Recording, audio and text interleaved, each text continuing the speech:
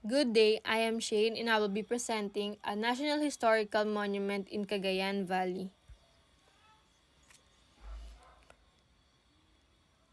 Let me start this presentation by laying out the demographics of the Basco Lighthouse. The Basco Lighthouse is located in Basco, Batanes, in the Cagayan Valley. Moreover, this place can be reached 1.2 km away from its base. Overall, it has a height of 66 feet and a range of 19 kilometers to above. Moving on, Basco Lighthouse was built in 2002 as it served as the guide for the seafarers roaming around its nearest waterforms. During the early times, the location was a small community by the Ivatans as it is the near to various basic necessities to survive. However, in 1782, the Americans asked Boyas to embrace Christianity among the Ivatan community. They agreed and their life also started to flourish, especially spiritually. In 1920, many telegraph towers are built to ensure the seafarers are monitored when importing and exporting products. But then, when the Japanese colonized the Philippines, the telegraph towers were bombed and destroyed, resulting to a poor assistance to economic growth of the country. On the brighter side, the lighthouse was rebuilt with an aesthetic and cozy bunker cafe. Aside from that, the lighthouse is perfect for the tourists who love to view oceans and other landforms from the above. Lastly, it develops includes the color of the lighthouse itself, which is white and red that are clean and pleasing to the eyes. For the threats and issues that Basco Lighthouse is experiencing or will experience in the future, the COVID-19 pandemic affected the number of tourists on the daily basis. Secondly, global warming is also a threat to the location since when the temperature is very high, the sea levels will decrease similarly. When the sea levels decrease, other landforms and species are surround it will be dead or will suffer. Thirdly, earthquake can be also harm the lighthouse because when the ground is moving, the stone will also collide which result in the cracking of walls. Lastly, if the place was not clean and maintained, rusting of materials is highly likely to happen.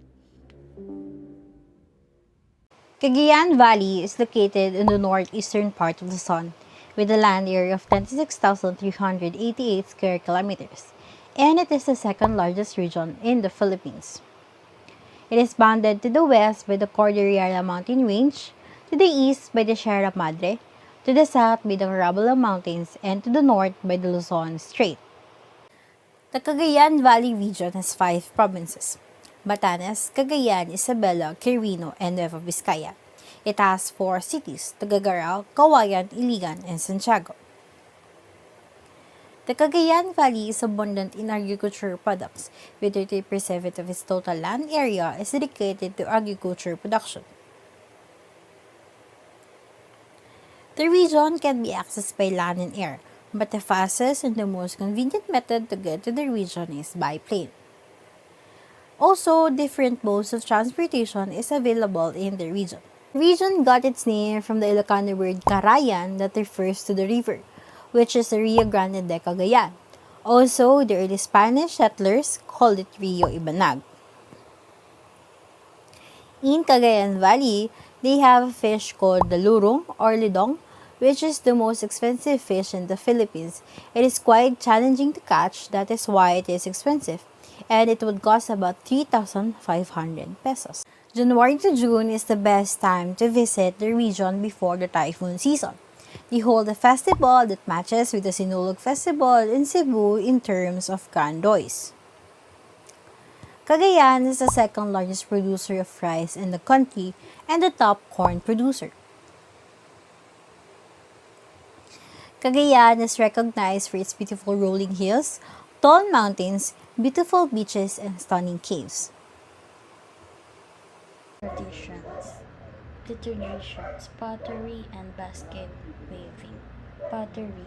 Aside from its historical sites, Igwig is also the renowned pottery center of Cagayan. A visit to the Barangay Atulio a nondescript village populated by indigenous Taoist people, reveals that the heritage handicraft of pottery and brick making very much lives on to these days. The basket weaving. The textile of Cagayan Valley uses barred, while the textile of Mountain Province uses zigzag. Textile of Cagayan Valley differences uses dark colors but degraded it with light uses unique designs, mostly stripes. Textile of Mountain Province contrast uses dark colors, mostly black. The Tawis are almost indistinguishable from the Ibanags. They build their houses with separate kitchens connected by a narrow walkway that is used as washing area for hands and feet. The Tawis are noted for their pottery and basket weaving traditions. The culture of Cagayan is showcased in museum, historical buildings, and archaeological sites spread across the province. In Solana, the Neolithic archaeological sites in Lana have yielded stone tools used as early as 20,000 years back. The Cabaruan Jar burial site, also in the town, features ancient Filipino traditions of taking care of their dead. The Cagayan Museum is a repository of the province's cultural heritage, Iron Age pottery, Chinese Ming and Song Dynasty porcelain pieces, as well as church paraphernalia are on display together with Paleolithic fossils. The oldest bell in the country, cast in 1592, still peals from the tower of the church in Kamalinuwagan. The old brickworks in Tuguegarao lie inside the city and speak of time when bricks were extensively used to build the beautiful churches of the Cagayan Valley. Hello, I am Luisa May Lopez, and this is Region 2, Cagayan Valley's one of its famous dishes, Ginataang Alimasag. So it is Ginataang Alimasag. Ginataan means done with coconut milk. This is also known and spelled as ginataan. That is a Filipino term that refers to a dish cooked with gata or coconut milk. This dish is very easy to make but does not require much ingredients, which comprises of the basics, which are garlic, onions, crabs, and the coconut milk. And to note, this dish has its benefits as it is considered to be healthy and nutritious. So, why is it famous in Cagayan Valley? It is simply because in the place of Batanes, where tourists go, they get to enjoy their so-called usual size of crab, plated that has large pincers, that are believed to be strong enough to crack coconuts and eat its contents, because in Batanes, crabs are known for their unusual large size, which are also described for its creaminess that gives off an aftertaste of coconut when squeezed. This is where the distinct flavor of ginataang crabs or alimasag is originated from. And now for the recipe and procedures. Ingredients that are needed are garlic, onion, ginger, crabs, coconut, coconut milk, rather, jalapeno peppers, rock salt to taste, and malunggay or spinach, which is optional. While for the procedures, wash and clean crabs, discard carapace and claws, then set aside. Saute garlic in oil until light brown, add onions, then crabs. Stir well until crabs change color. Add coconut milk and jalapeno pepper. Bring to a boil for 2 minutes. Simmer for 15 minutes. Season with salt. Add malunggay or spinach and continue simmering for 1 minute, which is optional. Now here's a short video demo for you to check out.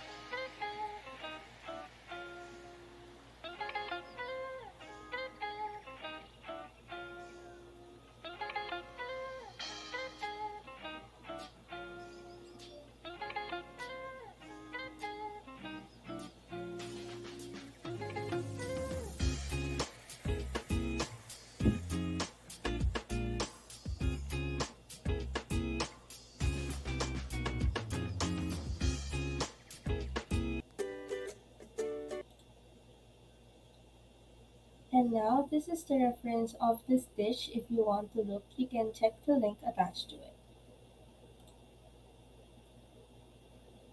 Hope you had fun, happy cooking, and thanks for watching. Welcome, my name is Martina, and I'm going to present about the Batanes folk song that I have chosen is the Nunuk Dutukan, and it is also considered to be a Laji. So Laji is an Ivatan folk song, and it is considered to be the oldest traditional music of Ivatans in the islands of Batanes. It is also a lyrical song wherein it is sung by the people when they are happy or they just finish their work. The next one would be the folk dance from Batanes. So the folk dance that I have chosen would be entitled Fundango, wherein Fundango is an Ivatan folk dance wherein you are going to dance with a partner. So this folk dance being danced during gatherings such as family or friends reunion.